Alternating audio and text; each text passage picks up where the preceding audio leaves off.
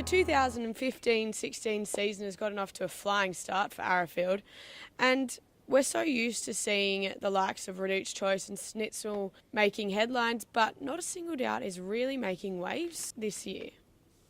Yeah, he's had a great season. He's currently second on the sires list and pushing for top spot.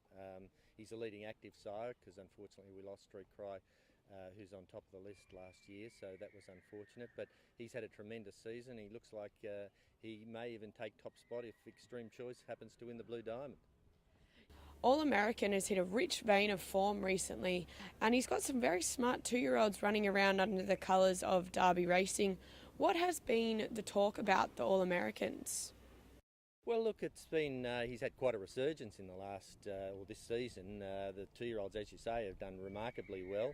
Yankee Rose looks like a live slipper chance. I was just talking to the Derby Racing boys, and she's going to run in the Golden Slipper first up, having qualified already.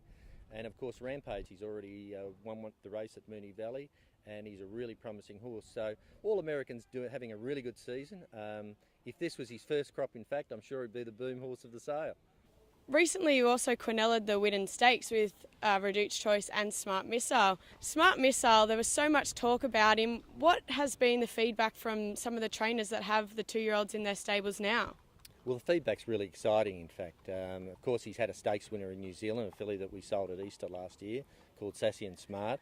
And, of course, yes, James Cummings' filly that ran second in the Widden behind Honesty Prevails was an excellent run.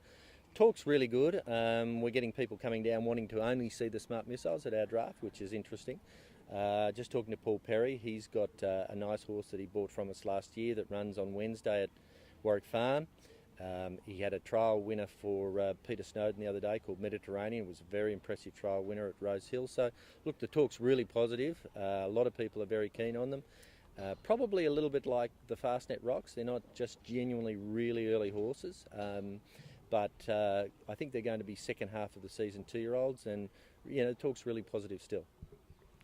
And you had a really successful sale up on the Gold Coast, and we saw a couple of Animal Kingdoms go through that averaged some incredible money for a first season sire. Yeah, look, the Animal Kingdoms were well received there, and we've got some lovely ones coming to Melbourne and Easter. We've got a nice filly here at the Classic sale, so they've been well received. He's a different type of horse. I think people have got to get their head around his pedigree and the style of horse he is, but he was a genuine world-class racehorse. At one stage rated the best horse in the world. And I think that will stand him in good stead with people. They'll see that they've got some lovely scopy horses that might be classic type horses, later 2-year-old classic type horses, and I think the ones that we're bringing to Easter in particular are some absolute standouts.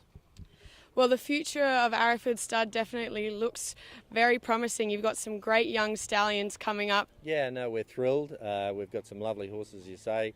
Done Deal and Olympic Glory coming through, and who knows what 2016 will bring. Thank you very much, John, for speaking with us. Absolute pleasure. Thank you.